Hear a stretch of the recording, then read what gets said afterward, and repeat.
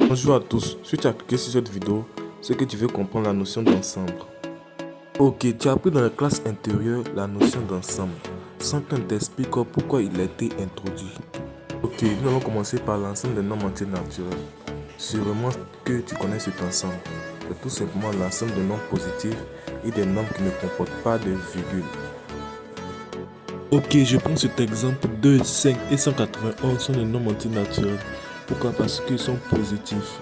C'est un peu cela. Ok, puisque vous avez compris maintenant, on va maintenant parler des ensembles. Les ensembles ont été introduits grâce à la résolution de certaines équations. Je prends l'équation x plus 2 égale à 3, donc x égale à 1. Or 1 appartient à grand N. Donc vous voyez un peu, c'est un peu cela. Or, cette équation n'existe pas dans grand N. Donc ils ont créé un nouveau ensemble qu'on appelle l'ensemble des nombres entiers relatifs. Donc vous voyez un peu, c'est un peu cela. L'ensemble des nombres relatifs c'est tout simplement l'ensemble des nombres positifs et des nombres négatifs. Mais attention, qui ne comportent pas de virgule.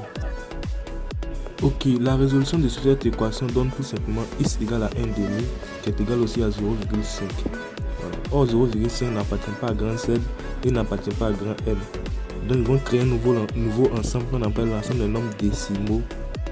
Voilà, c'est-à-dire qui comporte des nombres à virgule.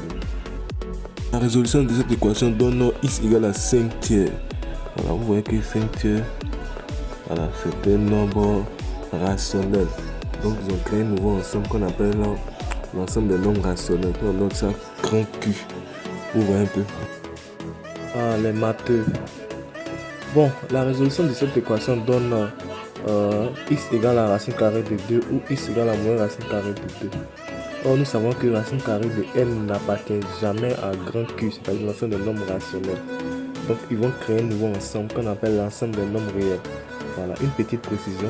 L'ensemble des nombres réels, c'est tout simplement l'ensemble des nombres rationnels et des nombres irrationnels. Ok, la résolution de cette équation donne x au carré égale à moins 1. Or, nous savons qu'un nombre au carré est toujours positif. Donc, ils vont créer un nouveau ensemble qu'ils vont désigner par l'ensemble des nombres complexes, qui est tout simplement un nombre qui s'écrit sous la forme de a plus ib, avec a réel et b réel aussi. Ok, donc en utilisant le diagramme de Venn, on voit que n est inclus dans z, z est inclus dans d, d est inclus dans q, q est inclus dans r et r est inclus dans c. Bon, la vidéo peut faire. Merci d'avoir suivi la vidéo, c'est tout.